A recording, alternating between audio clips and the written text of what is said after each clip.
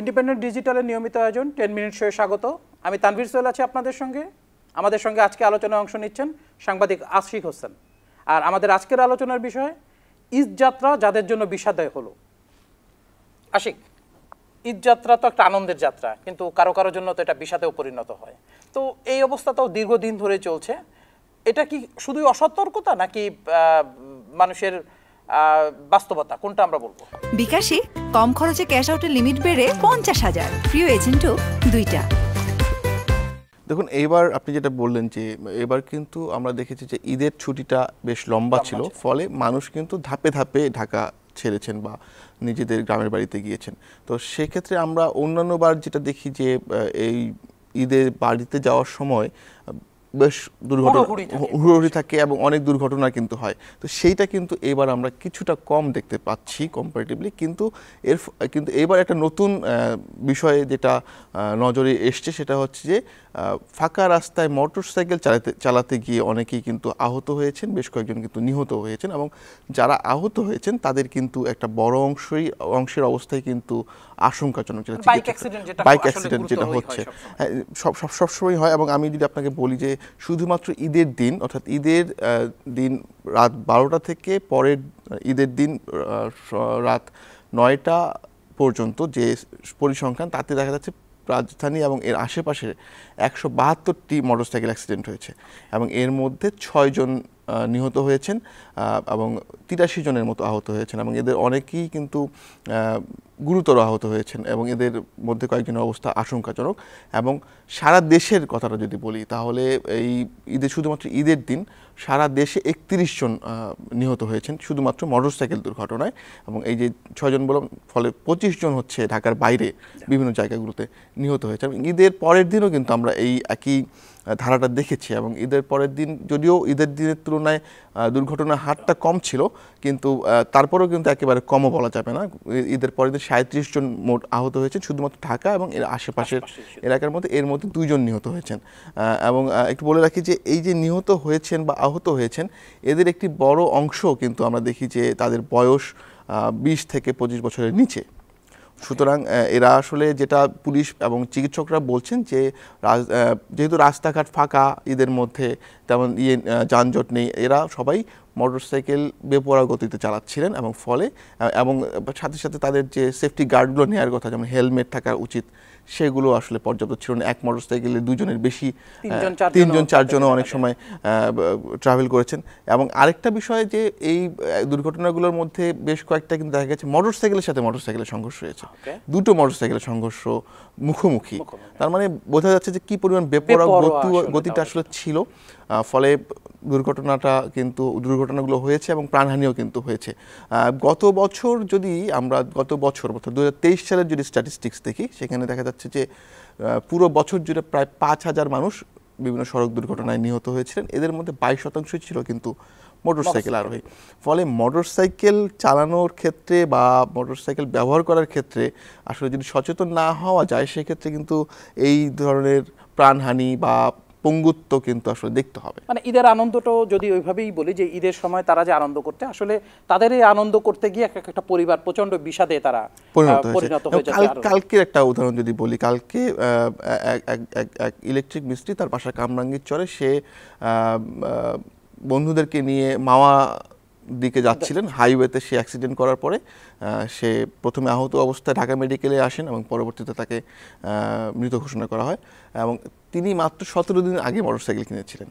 এবং এর মধ্যে অনেকেই আছেন, বরিশালের একটা ঘটনা, সেখানে এক কিশোর মোটরসাইকেল চালাচ্ছিলেন, তিনি মাত্র 3 দিন হয়েছে মোটরসাইকেল চালান, যেটা খুব জোর জবরদস্তি কান্নাকাটি করে বাবা মার কাছ থেকে। সেটাই, সেক্ষেত্রে এই যে কিশোর বয়সে, অর্থাৎ 18 বছরের নিচে তো আসলে তার মোটরসাইকেল চালানোর কথা না। সেক্ষেত্রে কিন্তু অনেককে দেখেছি যে যাদের বয়স 15, 16, 17 এই বয়সেরও কিন্তু অনেকে আহত হয়েছেন। ফলে অভিভাবকদেরও আসলে সচেতনতা লাগবে যে এই বয়সের একটা ছেলে মেয়েদের মধ্যে কিন্তু এক ধরনের হিরোইজম কাজ করে। হ্যাঁ, একটা বাইক চললো, সে আরো দেখাতে চায়, একটু নানাভাবে তারা স্টাইল করার চেষ্টা করে, যেটা বাইক চালানোর জন্য মোটেও উচিত না। আমরাও কিন্তু রাস্তাঘাটে এই জিনিসটা দেখি। ঢাকার রাস্তা এখন ফাঁকা, আমরাও যখন এখানে গাড়ি চালাচ্ছি তখন কিন্তু আমরা দেখি যে বাইক যারা চালাচ্ছে তারা কিন্তু এখন আর কিছুই মেনে চলে না, কারণ তারা মনে করে পুরো রাস্তাটাই ফাঁকা, পুরো রাস্তাটাই আমাদের, এবং খুবই অদ্ভুতভাবে তাদের বাইক চালানো, প্রায় অ্যাক্সিডেন্ট হতে, বিশেষ করে হাতির ঝিলে কিন্তু একসময় প্রচুর অ্যাক্সিডেন্ট দেখা যেত, পুলিশ মাঝে মাঝে ব্যবস্থা নিচ্ছে। তো এখন আপনি যেটা বলছিলেন যে মোটরসাইকেল অ্যাক্সিডেন্টটাই আসলে বেশি হচ্ছে বা ইসের মধ্যে হচ্ছে, পথচারীদের অ্যাক্সিডেন্টটা থাকে, যদিও এই সময় পথচারীদের এত ভিড় রাস্তায় থাকে না, ফলে স্বাভাবিকভাবে পথচারী অ্যাক্সিডেন্টটা হয়তো এই সময়টায় কম ছিল। তো বাইকের ব্যাপারে তো পুলিশ এবং আইনশৃঙ্খলা বাহিনী বিভিন্ন ধরনের ব্যবস্থা নিয়েছিল, এবং এবার তো পুলিশ সতর্কই করেছিল তাদের কোনো এমপ্লয়ি যদি মোটরসাইকেল নিয়ে বাড়ি যেতে চায় তাহলে তাকে ছুটি দেওয়া হবে না, মোটরসাইকেল জমা দিয়ে যেতে হবে। তো সাধারণ মানুষের ক্ষেত্রে এটা করা বেশ কয়েকবার হয়েছে, কিন্তু এটা নিয়ে নানা আলোচনা সমালোচনার পরে আবার এটা বাতিল হয়ে যাচ্ছে।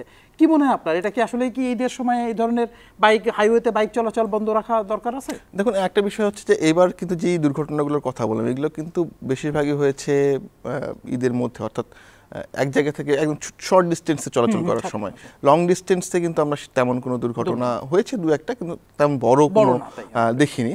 এবং এবার কিন্তু প্রথমবারের মতো পদ্মা সেতু দিয়ে মোটরসাইকেল চালানোর অনুমতি দেওয়া হয়েছে, এবং এর একটা পেছনে কারণ ছিল যে যেটা মোটরসাইকেল চালিয়ে যারা বিভিন্ন জায়গায় আন্তঃজেলা ভ্রমণ করেন তাদের একটা অভিযোগ ছিল যে বাসের ভাড়া অনেক বেশি, টিকিট পাওয়া যায় না ট্রেনের, এই জায়গাগুলো বিবেচনা করে তাদের একটা অনুরোধ ছিল। সেই অনুরোধ এবার প্রথমবারের মতো, যার কারণে বিআরটিএ এই অনুমতিটা দিয়েছে। কিন্তু সেক্ষেত্রে তাদের কিছু শর্ত ছিল যে হেলমেট পরতে হবে এবং নির্দিষ্ট লাইন মেনে চলতে হবে, হুড়োহুড়ি করা যাবে না, ওভারটেকিং করা যাবে না, এবং পদ্মা সেতুতে কিন্তু আলাদা লাইনও করে দেওয়া হয়েছিল মোটরসাইকেল আরোহীদের জন্য।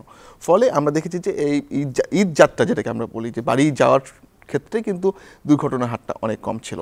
যদি অনেকেই রিস্ক নিয়ে গেছেন, অনেকেই মানসম্মত হেলমেটও হয়তো পরেননি, কিন্তু দুর্ঘটনার হারটা কম ছিল। কিন্তু মূল সমস্যাটা হচ্ছে যে ঈদের ইয়াং জেনারেশন যারা, তারা এই যে বেপরোয়া গতিতে, আপনি যেটা বললেন যে হিরোইজম দেখানোর একটা ব্যাপার থাকে, সেইটা দেখাতে গিয়ে আসলে তাদের প্রাণহানি হচ্ছে, অঙ্গহানি হচ্ছে, এবং স্থায়ী একটা পঙ্গুত্বের পরিস্থিতি তৈরি হচ্ছে।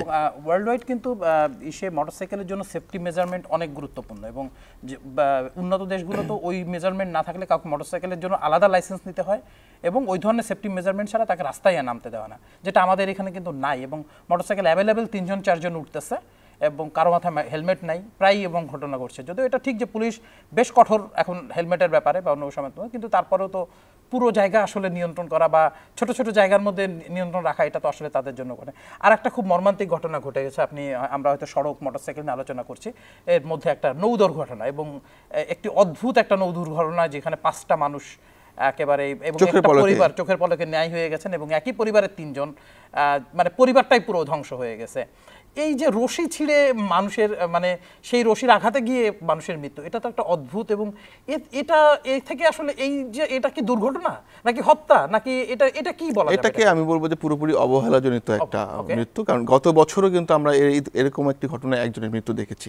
তো সেটা হয়তো কম ছিল দেখে হয়তো আমাদের মনে স্মৃতিতে নাই, বা আমরা সেই জায়গাটাতে খুব ভালোভাবে মেজারমেন্টগুলো নেওয়া হয়নি। এবং এবার কিন্তু আগে থেকে বিআইডব্লিউটিএ লঞ্চ মালিকদেরকে বলে দিয়েছিলেন যে তারা যেন ঘাটে ভেরানোর সময় পারাপারি না করেন। তো আমরা যে ঘটনাটা দেখলাম, সেখানে দেখলাম যে 2টো লঞ্চ দাঁড়িয়ে ছিল, এর মধ্যে মাঝখান দিয়ে আরেকটি লঞ্চ ঢোকার চেষ্টা করেছে পার্কিং বেতে, এবং এর ফলে লঞ্চের রশি ছিঁড়ে 5জন মানুষ যারা ওই সময় আরেকটি লঞ্চে ওঠার চেষ্টা করছিলেন তারা রশির আঘাতেই আসলে নিহত হয়েছেন। এবং আরেকটি বিষয় বলা হচ্ছে যে লঞ্চগুলোতে যে রশিগুলো ব্যবহার করা হয়, এই রশিগুলো বেশিরভাগ ক্ষেত্রেই সমুদ্রগামী যে জাহাজগুলো রয়েছে সেই জাহাজগুলো ফেলে দেওয়া রশি, অর্থাৎ এই পরিত্যক্ত রশি তারা কম দামে কিনে নিয়ে এসে এগুলো ব্যবহার করেন। এবং এই রশিটা কেমন হবে, এই রশিটার মেজারমেন্ট বা এটার সেফটি স্ট্যান্ডার্ডটা কী হবে, এই স্ট্যান্ডার্ড মানে নির্ধারণ করার মতো কোনো নীতিমালা নাই।